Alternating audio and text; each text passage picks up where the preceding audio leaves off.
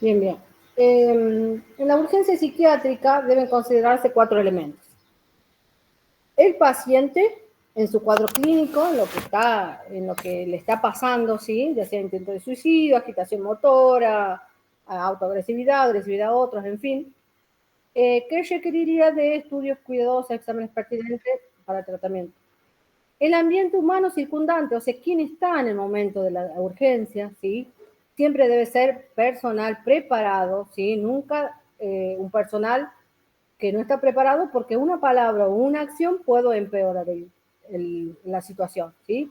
El ambiente físico circundante, que yo debo evaluar en el momento, todo esto se hace recuerden que estamos en urgencia, ¿sí? Entonces debemos ser muy capciosos para evaluar este ambiente físico y todo lo que significa riesgo. ¿Qué quiere decir? Todo elemento cortopunzante, todo elemento que el paciente pueda agredirse o agredirme, ya sea silla, mesa chica, ¿sí? Vaso, taza, agua caliente, algún ácido, algún químico, ¿sí? Cualquier cosa, porque obviamente no hacemos, ¿cómo se llama? Ojalá la situación se daría en un ambiente libre de todos esos elementos, ¿sí? Pero no siempre se da en la parte óptica. Por eso vemos el ambiente físico en el momento, ¿sí? Siempre si estamos en un habitáculo, en una habitación, nosotros nunca para el lado de dentro, sino para el lado de fuera, ¿sí? Cerca de una puerta, de una ventana, para una situación de huida o escape, ¿sí? El paciente con urgencia psiquiátrica triplica, cuadruplica su fuerza, ¿sí? Eso a tenerlo en cuenta. Nunca actuar solos, nunca, nunca. Siempre de 4 personas para adelante. Ya vamos a ver lo que son la sujeción mecánica, ahí vamos a entender el porqué. El profesional actuante es el que va a resolver la urgencia, ¿sí? Cuando el paciente contención, pasamos a lo que es la contención, en urgencia vamos a tener diferentes de contención, ¿sí? La contención es la forma que el paciente, en la forma que se va a abordar al paciente. A ver, que alguien quiere entrar. Ahí.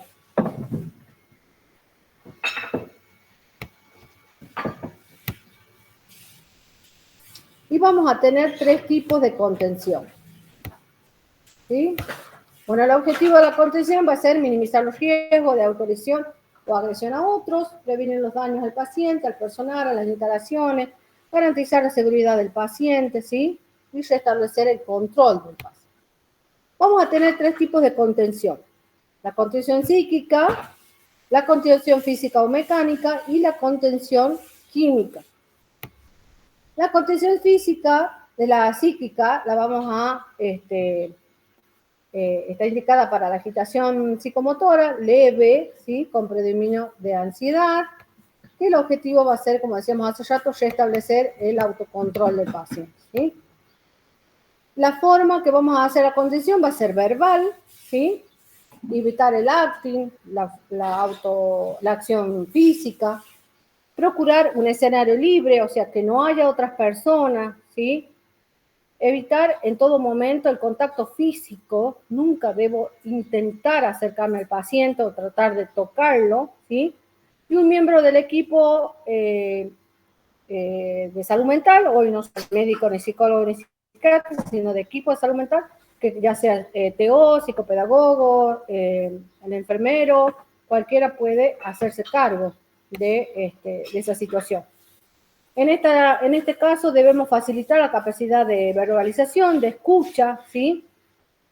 Vamos a evaluar los impulsos que tenga el paciente en ese momento, ¿sí? Sobre todo hay que agilizar la escucha y dejar que el paciente exprese, porque si yo lo estoy interrumpiendo, eso agudizo más el cuadro y no dejo que vaya de a poco restablecer el autocontrol. Es importante que cada miembro conozca su cometido, su función, ¿sí? Si la situación se acompaña de violencia, es importante además un clima adecuado, contar con personal entrenado, como les decía hace rato. No cualquiera aborda una urgencia psiquiátrica porque una palabra o un movimiento empeora la urgencia, ¿sí? y alejar los objetos o sujetos que provoquen más la irritación del paciente, ¿sí? Porque si la urgencia psiquiátrica se dio por una discusión o por una presencia, yo debo alejar, porque la presencia me aumenta más la agitación motora y la urgencia y no minimiza, ¿sí? Debo alejar a esa persona que ha desencadenado la crisis, ¿sí? Después de la contención psíquica, si no resulta, si el paciente se pone cada vez más violento, pasamos a la contención física o mecánica, ¿sí? En situaciones de agitación motora moderada o extrema, ¿para qué yo hago una contención mecánica? Es para prevenir las lesiones del paciente, a él o a otros, ¿sí? Pacientes o al personal, o como decíamos hace rato, a la parte edilicia. Comprobar el estado de la cama cuando yo voy a hacer una sujeción. ¿Qué quiere decir sujeción? Yo voy a contener de forma mecánica al paciente en la cama. Literalmente lo vamos a atar al paciente, ¿sí? Para contener físicamente al paciente en la cama, debemos usar correas de sujeción. Si no las tuviéramos, vamos a usar vendas o de última dispositivos, ya sea sábana o ropa, lo que sea, pero primero debemos comprobar que con lo que vamos a hacer la sujeción sea seguro. ¿Por qué? Porque yo voy a atar a esa persona, voy a contener, voy a sujetar, con pongar una sábana que no está bien, yo voy a creer que el paciente está atado, me voy a acercar a hacerle otro procedimiento y el paciente me puede pegar, ¿sí? O se puede autolesionar, en fin. Entonces, por eso dice ahí comprobar el estado de la cama y de las correas de sujeción, ¿sí? Eliminar al alcance del paciente cualquier objeto peligroso, que lo dijimos hace rato. Retirar los objetos de ropa del paciente que pudieran perjudicar, cintos, cordones, ¿sí? Prever el tipo de sujeción según la agitación motora que tengan, parcial, total, ¿sí? Deberá comprobar la colocación de las correas de sujeción. Y ahí tenemos una foto de la forma correcta que hay que sujetar al paciente. Miembros superiores, miembros inferiores, tórax, cintura y en muchas veces también la cabeza, ¿sí? Porque el paciente nos puede morder, ¿bien? La cabeza en esta foto no está sujeta. Si yo me acerco a hacerle alguna medicación o algo, el paciente me puede morder o escupir, en fin, ¿sí? Sobre todo morder. Esta es la forma correcta. Ojalá tuviéramos esa teoría, ojalá, pero no siempre es así. Vean las formas, son muy seguras. Esta es la forma que yo voy a sujetar los miembros. ¿Por qué digo esta? Porque hago referencia a esto. El paciente, recuerden que les dije, triplica o cuatriplica la fuerza. Si yo no tengo la cantidad de gente o de personal para contener físicamente, para agarrarlo, el paciente se puede lesionar por los movimientos que hace, ¿sí? Por su agitación motora. Se puede quebrar, se puede luxar, ¿sí? Entonces, si hasta no tener la cantidad de gente necesaria, no contengo al paciente, ¿sí? Porque nos podemos lesionar, porque la fuerza que hacen es impresionante, ¿sí? Esta es la forma correcta de sujetar los miembros superiores, inferiores, cabeza, ¿ven? Hasta yo poner los dispositivos. ¿Me hago entender? ¿Sí? Sí, profe. Porque el paciente se puede luxar sobre todo, ¿sí? Por los movimientos bruscos que hace de su cuerpo. ¿No? Proteger. Recuerda que el paciente está fuera de sí, ¿sí? Miren cómo van los miembros superiores, acá en la muñeca, ¿sí? Porque muchas veces lo que nosotros usamos para las muñecas, todo el movimiento que hace el paciente se lastima, la frotación del tejido lastima, ¿sí? Bien. Y después tenemos el tratamiento farmacológico, que sería el último modo de contención, ¿sí? Es evaluar cuidadosamente la ansiedad y los síntomas asociados. Se administran benzodiazepinas, que son los ansiolíticos de elección. Evitar el uso de pacientes con antecedentes de abuso, ¿sí? Siempre yo debo hacer una buena anamnesis de la gente que rodea a la urgencia Porque si la agitación motora, la urgencia psiquiátrica está dada por efectos de las drogas, yo no puedo administrar benzodiazepinas. ¿Por qué? Porque deprimo el centro nervioso, ¿sí? Y así voy a deprimir el centro respiratorio y voy a producir un paro respiratorio del paciente, o el paciente va a tener coma, sopor, o sea, agudo de pasar, ¿sí? Entonces debo hacer una buena anamnesia ahí a la hora de introducir un fármaco, ¿bien? Que son todos supresores, ¿no? Todos deprimen el centro del sistema nervioso central, ¿bien? Evitar el uso en pacientes con antecedentes de abuso, como decíamos hace rato, dependencia de sustancias.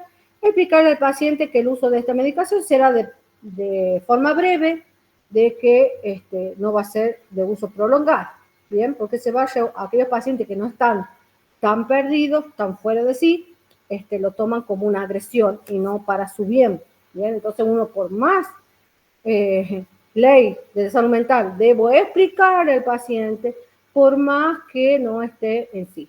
¿Sí? Es un derecho del paciente a saber por qué le coloco esa medicación, por qué necesito que se calme, por qué necesito sujetarlo, ¿sí?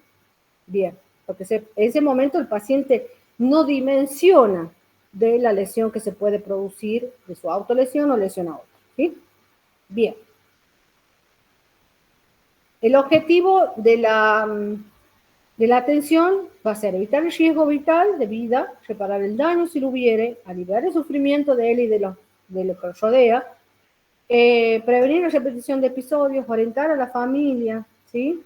Que debe tener un tratamiento, que no debemos llegar a la urgencia, ¿sí? No debemos llegar a que el paciente llegue a esa situación, ¿ya? Nosotros debemos siempre tratar al paciente con amabilidad. Fomentar el cólera, ¿qué significa? Que el paciente exprese. Fomentar la situación de escucha. Yo debo dirigirme al paciente de forma recta, pero no con violencia, no aumentando ni la fuerza de forma violenta, ni la forma verbal, ¿sí? Ni usar términos que puedan agudizar la situación o que el paciente se vea afectado con malas palabras o respuestas vulgares, ¿sí? Hay que dar tiempo al paciente para que obedezca nuestras órdenes, ¿sí? Si no obedece, hay que reducirlo según lo que vimos hace rato. La posición de cúbito supino es la habitual, en posición paciente intoxicado de cúbito lateral por el peligro de la broncoaspiración, ¿sí? Y la sujeción se hace cintura, miembros inferiores, miembros superiores, ¿sí? En ese orden. Bien. ¿Hemos entendido más o menos? Sí, profe. ¿Sí? Sí. Bien, bien. Sí, profe. Bien, bien.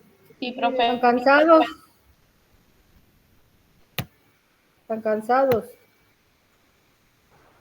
Sí. Vemos, Hoy sí. fue un día bastante movidito, para mi gusto. ¿Cómo?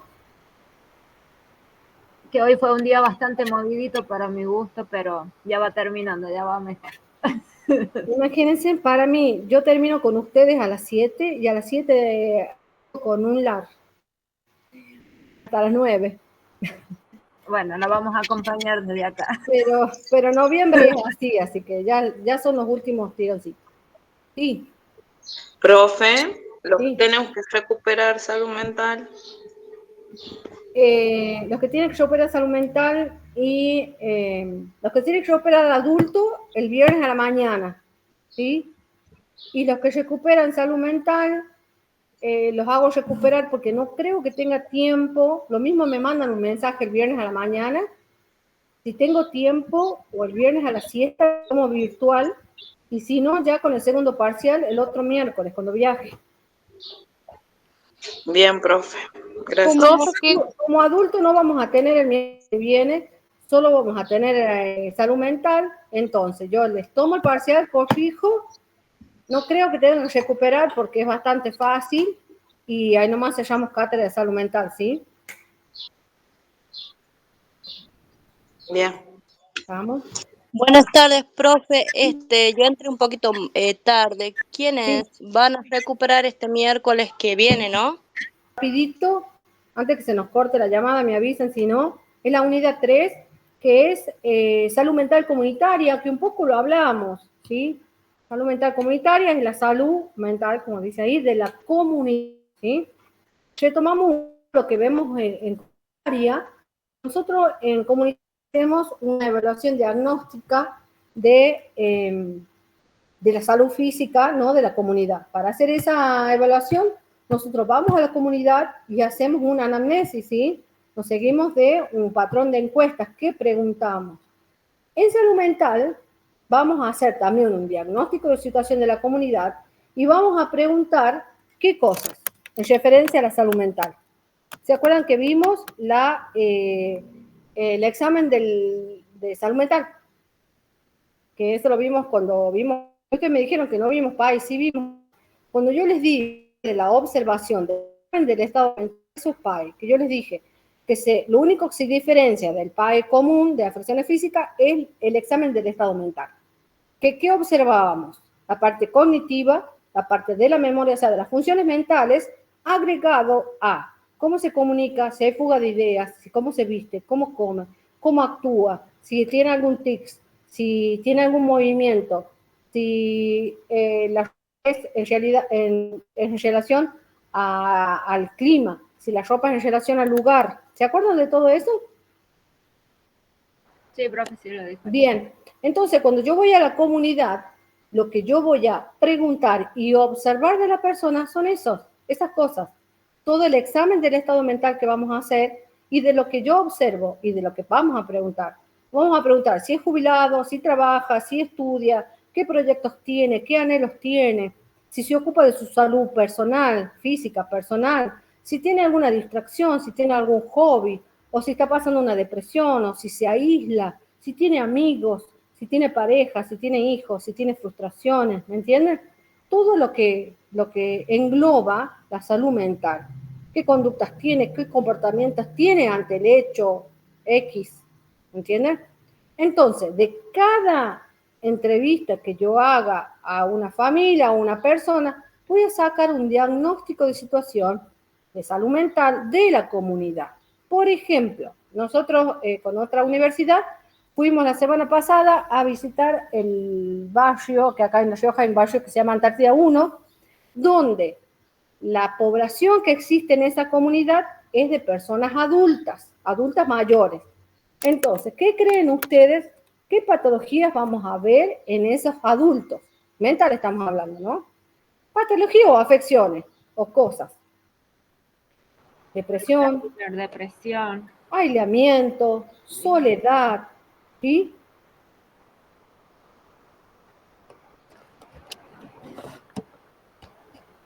En relación a que no pueden realizar ciertas actividades, sentimiento de abandono por parte de sus familiares, ¿bien? Y no es lo mismo si yo voy a una comunidad de la Antártida 4, donde tengo madres solteras o tengo algún plan de vivienda de madres solteras, con familias numerosas. ¿Qué tipo de patología o qué tipo de afecciones o de aficiones vamos a tener ahí? Económicas, falta de tiempo, estrés, ¿sí? Nada que ver con esta población de adultos mayores que tienen otras implicancias, otras preocupaciones, ¿me entiendes? Entonces, mi diagnóstico de salud mental va a ser referido a lo que mayores afecciones tiene mi comunidad. Entonces, ¿cómo yo voy a hacer mis actividades de promoción y prevención de eso? Las charlas que yo voy a generar en cuanto a la promoción de la salud mental van a ser referidas, por ejemplo, al tipo de afección de la comunidad, ya sea manejo del estrés, tareas de dispersión, ¿cómo se llama? De dispersión de acuerdo a la edad.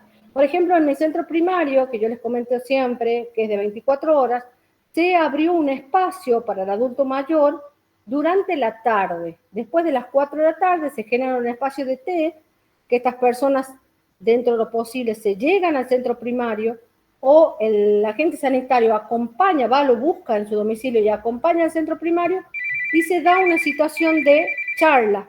Toman el té, charla, o de pronto hacen alguna actividad manual, hacen flores para algún evento, ¿me entienden? O tejen. Es una manera que tiene el centro primario de contener en este espacio, en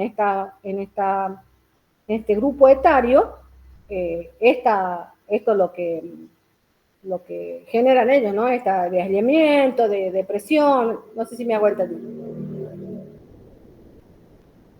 Entonces, nosotros vamos a fomentar, vamos a promover y vamos a prevenir las enfermedades mentales a raíz de un diagnóstico de situación, ¿sí? Yo no puedo hacer una actividad de promoción y prevención de enfermedades mentales si no tengo un diagnóstico, porque si no estaría dando una información vacía, que se llama, porque no va a la población correcta, ¿me entienden? ¿Por qué yo les voy a hablar, por decirles a este grupo etario de adultos mayores, no les puedo ir a hablar de estrés social, de socioeconómico, ¿sí? Porque ellos no lo tienen, son personas jubiladas, son personas que ya están estabilizadas más allá de la situación social que estamos a nivel país, tienen otra realidad.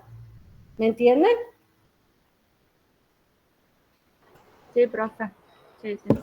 Entonces, se arma una red de sostén en la comunidad que participa el centro vecinal, la iglesia, el centro primario, ¿sí?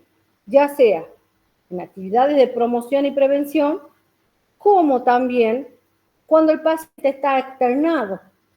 Yo como centro primario de sostén, red de incorporación de este paciente a las actividades de la comunidad, ya sea fútbol, tejido, ¿sí? Que es la manera que nosotros hablábamos, ¿se acuerdan al principio? Que hacemos higiene mental. Este espacio que generamos de ocio, de distracción, ¿sí? Para evitar espacios vacíos que nuestra mente caiga en depresión, obsesiones, o que la mente genere pensamientos negativos, ¿sí? Muy importante en todo esto, la participación de la familia, ¿sí? La participación de la familia, la participación de la comunidad es primordial. Si no hay participación comunitaria, si no hay participación de la familia, no se puede generar nada, ¿sí? Pero yo tengo que tener llegada. Esa llegada se genera en relación a antes, ¿no? Que ustedes lo vieron en comunitaria. ¿Cómo entramos a la comunidad? ¿Con quién entramos a la comunidad? ¿Cómo entro a la comunidad? ¿Sí? Recuerdan que teníamos aquellos agentes nos atraen a la comunidad. Porque si no, la comunidad te cierra la puerta y no te abre, no te atiende, no le interesa abrirle la puerta a una persona desconocida, ¿sí? Entonces usamos los punteros políticos, si se quiere, los espacios en los comedores, en los espacios en los centros vecinales, que ¿cómo se llaman los presidentes de los centros vecinales?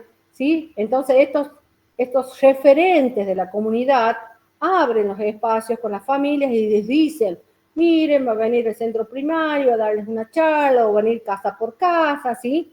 Abren una ventana para nosotros ingresar. Porque no es fácil ingresar. Hay comunidades muy cerradas que no es fácil ingresar, ¿sí? Bien. Me hago entender en lo que es enfermería comunitaria, ¿sí? Sí, profe. Enfermería en salud mental comunitaria. Bien. Otra cosa que no les ha quedado claro a ustedes es lo de entrevista psiquiátrica. La entrevista psiquiátrica se diferencia de la entrevista común porque desde el primer momento que yo hago contacto con la persona o el paciente para realizarle yo la entrevista, empiezo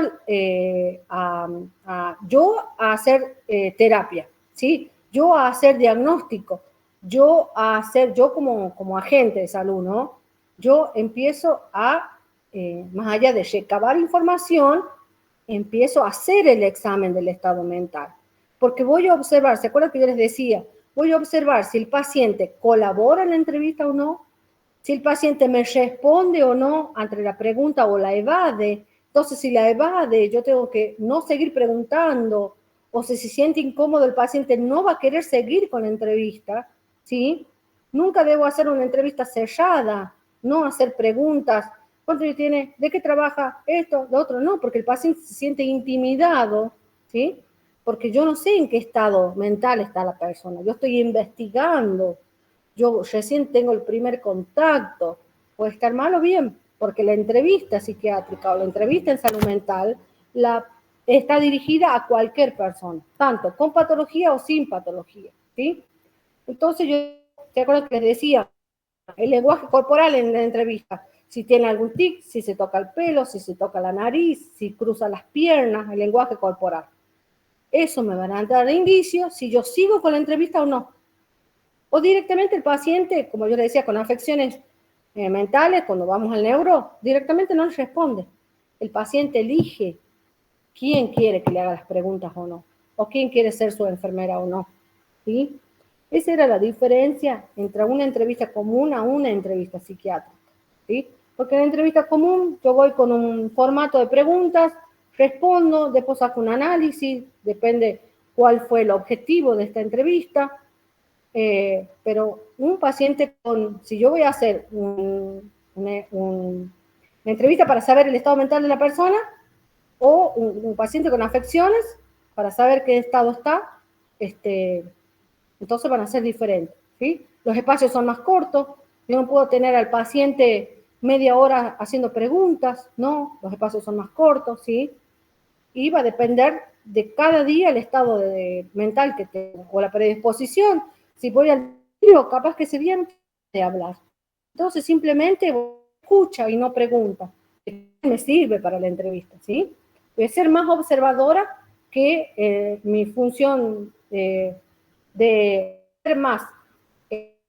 No voy a tener la función de emisor, ¿sí? Y más de escucha. No sé si quedó claro eso. Sí, profe. Sí. Bien, esa es la herramienta que nosotros vamos a tener para realizar en la parte de la observación el PAE, ¿sí? Esa es mi herramienta, el examen del estado mental, la entrevista psiquiátrica. Son mis dos herramientas para yo poder valorar a la persona y poder diagnosticar. Para yo poder diagnosticar en salud mental, nosotros usamos NANDA, ¿sí? NANDA, Nicky Knock. Es más fácil usar NANDA para buscar los patrones alterados, ¿sí? Para buscar las afecciones. Por ejemplo, directamente les salen, ustedes si tienen de modo digital NANDA, que me parece que me dijeron que lo tienen digital, ahí busquen todas en relación a las patologías, depresión, hay mucho de ansiedad, ¿sí? Y en OC y NIC le van a salir las acciones. Es más fácil en salud mental en ANDA, porque si lo tengo que hacer de la otra forma, por el PES, problema, etiología, signos y síntomas, es más capcioso, porque la forma de manifestarse la salud mental, como decíamos, es a través de la conducta y el comportamiento. Entonces, a la hora de accionar, se hace más complicado, ¿sí? Se hace más complicado. Bien, ¿alguna duda de algo? No, profe.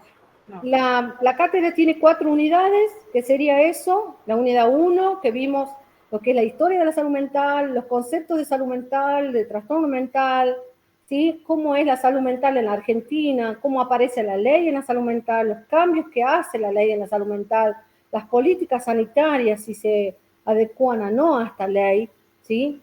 Cómo es la salud mental de la comunidad, que es el nuevo paradigma, salud mental comunitaria, promoción de la salud mental, prevención, estos espacios, higiene mental, de fomentar más la actividad física, los tiempos de ocio, ¿sí? De este escape que tenga la persona de reforzar, si se quiere, la autoestima, el autoconcepto, la autorrealización de acuerdo a los proyectos de vida que tuvo, ¿sí? Tiene mucho que ver con eso también, la aceptación de la vida o lo que le tocó vivir en su vida, de las etapas no resueltas en todas sus etapas de la vida, ¿sí? Y fomentar mucho la terapia dentro de las afecciones que se pueden modificar, las afecciones modificables. como la ansiedad, la depresión, ¿sí? Los trastornos somatoformos, los trastornos compulsivos que los vimos recién, porque cuando la mente se bloquea, ya vamos a las terapias alternativas o a la medicalización para mantener una vida digna, pero la mente ya se bloqueó, ¿sí? Entonces, fomentar esta prevención de las enfermedades mentales también es importante, porque uno cree que tiene control de la mente, pero no. Como hablamos muchas veces, nosotros ante los hechos no sabemos cómo vamos a actuar. Entonces nosotros no creemos conocer nuestra mente, pero no la conocemos, ¿sí? Pasa la situación o pasa el evento, la reacción de la que hasta no nos desconocemos. Es linda, es una materia importante. Ustedes a partir de esta materia van a ver el paciente diferente, porque no solo lo vemos, el paciente viene con diabetes y ciego, no. Pucha, lo vemos también de la salud mental, cómo le afectó este cambio, cómo le afecta químicamente, qué hace con esto que le pasa, con esta depresión, pobre paciente, ¿sí? Mucha empatía. Les cambia realmente cómo ven. O este paciente hospitalizado, mamá de 5 hijos, ¿ustedes creen que es fácil estar hospitalizada? La mamá está pensando en la casa, hijos, quién lleva, quién les da. Entonces, la actitud ante esta enfermedad física, si es negativa, más lenta va a ser, ¿sí? Más lenta. Porque recuerden que somos un total, ¿no? Mente, cuerpo y espíritu. Entonces, si no tenemos una buena actitud, si no tenemos un salud mental óptimo, si no tenemos una buena empatía, si no abarcamos esta parte de las emociones y de la conducta, más lenta va a ser la recuperación física, ¿sí? Entonces, con esta materia realmente nos abrimos la cabeza un poco más a las emociones de las personas, lo que sientan, lo que piensan, o vemos la conducta, pero también nos ponemos a pensar, ¿por qué actúa así? Tiene una razón, ¿sí? Tiene una razón por qué cae en la droga, tiene una razón por qué come compulsivamente, tiene una razón de por qué su imagen corporal se vio afectada, en fin, mucho. ¿Vamos? Así que el que no aprueba salud mental es porque, no sé, ¿entienden? Examen del miércoles que viene, última vez que los veo en el año, ya el año nos vemos, en los exámenes nos vemos. Pregunta, bolilla 3, bolilla 4, ¿sí? Actividades de promoción y prevención. ¿Qué es salud mental comunitaria? ¿Cuál es mi rol de enfermera? ¿Sí? ¿Cuáles son las patologías más frecuentes? ¿Qué hago yo como enfermera? Fácil. ¿Estamos? ¿Estamos? Bien. Tengo que dejar porque ya entro a otra clase. Cualquier pregunta, estamos en contacto. Nos vemos en la última clase de adulto el viernes a la siesta, perdón, a las 3 de la tarde. Y a la mañana nos conectamos con los chicos que se recuperan. Mándenme un mensajito. ¿Y las notas, profe, salud mental? Las notas les paso mañana. ¿De adultos también nos va a pasar? De